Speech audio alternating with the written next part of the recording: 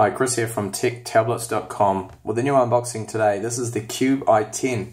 It's a latest release here that they've just released. 32GB dual boot Atom Z3735F tablet here. So we've got both Windows 8.1 at the moment. That'll be upgradable to Windows 10 and Android 4.4.4. This is a competitor really to the Chewy Vi10 and the Pipo W3F, because it has a very similar price point. This is around 135, so it's a little bit cheaper actually than the competitors at the moment. So let's have a look at the tablet here.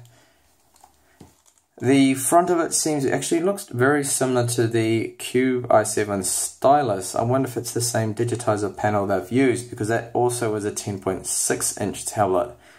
Now, actually probably not though, because the Cube i7 has the camera slightly off-centered and this isn't here. So we've got the home button right here, Windows home button. At the bottom, this is the connector for the keyboard that you can get, which is a keyboard / cover. And let's have a look around here. On the right side of the machine, there is nothing there. And the front here, well, that's I think it's a 2 megapixel camera, or it could actually be a 0.3 VGA camera. Oof, not too good there with the camera department if it is that. I'll confirm that later on once I get it powered on.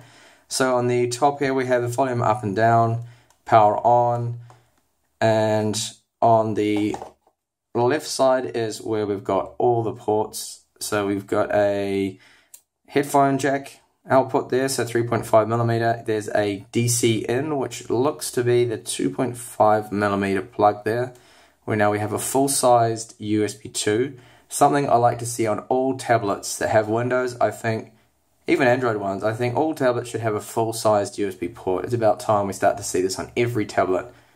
I know what people say, they try to keep the tablet thin so they don't have enough room to put that port in, but it's still really nice to have. So we have a mini HDMI port here, not a micro, but a mini, and we have the micro USB there.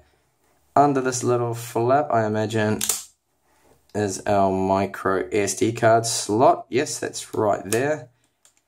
I will test that out too. I will be reviewing this, and there'll be a full review up on TechTablets.com probably in a week or two, just to give me some time to use the tablet here. So onto the back of it.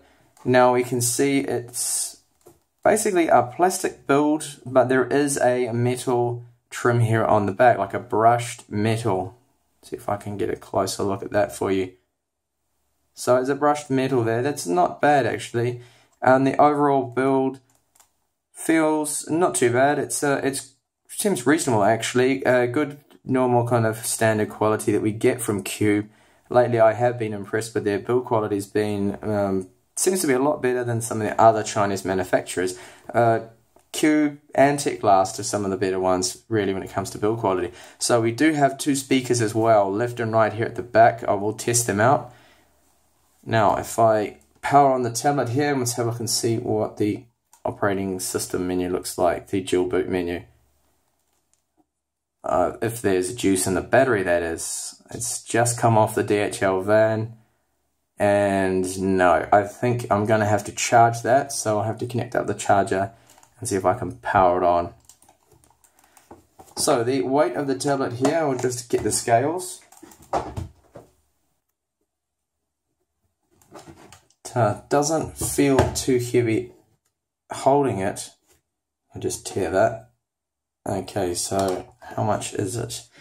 592 grams, so it's, you know, almost 600. It's getting up there, but it doesn't feel too bad holding it. Now the screen, even though I can't power it on at the moment, it's definitely not a laminated display, so you know there's that standard gap between the touch digitizer glass and the IPS panel below. Now the screen is also the 1366 by 768 resolution, so the same resolution as the Chewy Vi10. And it's probably the same screen as well. It's an IPS panel that was used in the first Surface. The resolution for 2015 is a little bit low. It would be really nice to see a 1080p screen in there, but I found using the Chewy Vi10 that you can get away with using that screen and it doesn't look too bad.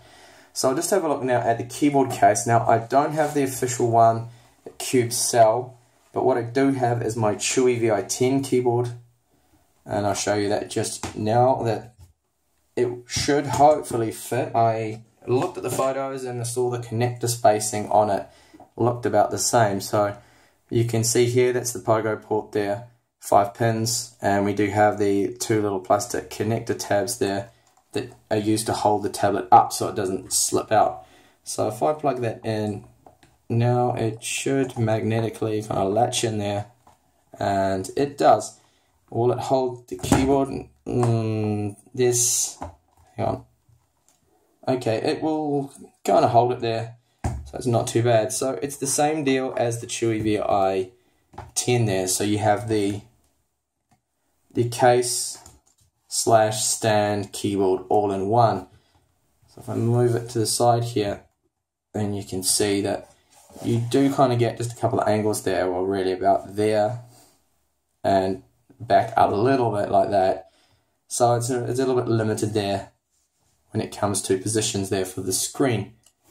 And the whole thing does fold up like so into one little package there. And I think I forgot to mention, didn't I? The camera on the rear of it is a 2 megapixel camera there, so it's not going to take wonderful images. I can tell you that now without even using it, because these cameras on these tablets are normally not very good. But at 2 megapixels, I wouldn't expect it to be that good at all. It's a shame it's not 5 megapixels, but obviously keeping the price down is what Chewy's been going for, at a low price point there. So I will see if I can connect up a USB cable here to get some charge going into it and at least power it on. So I've just plugged it in, and there is a status LED at the top here that has lit up there, red. So that is a good sign that at least it is getting charged and it's charging. I'll see if it's got enough on here to allow me to power it on at least.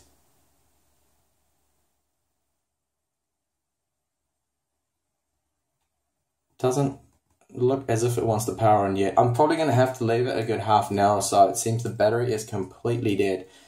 So that'll be in an upcoming video. I will have hands-on with this, so it'll be Windows, hands-on, and Android as well. Benchmarks, gaming tests, you name it, it'll all be there in some up-and-coming videos. Before I do end this video though, I will just quickly show you the Chewy VI10, which is basically the competing model, so they're competitors. And you can see if I put it here, they are very similar. The dimensions is almost the same, and the thickness, I'll just quickly show you. If I unplug them there, you can see that the Chewy looks to be thicker, but you'll probably find they're about the same thickness there.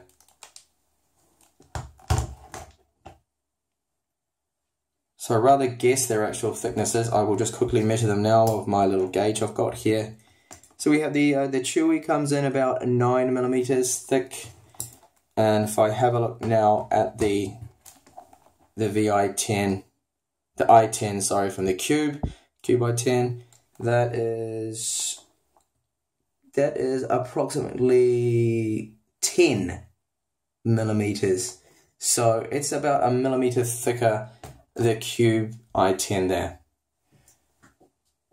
Okay, so that's the video, the unboxing. Sorry I couldn't power it on for you in this video, but there will be shortly another video with this tablet on up and running, hopefully, if it's going to charge and it's going to work for me, but it definitely should.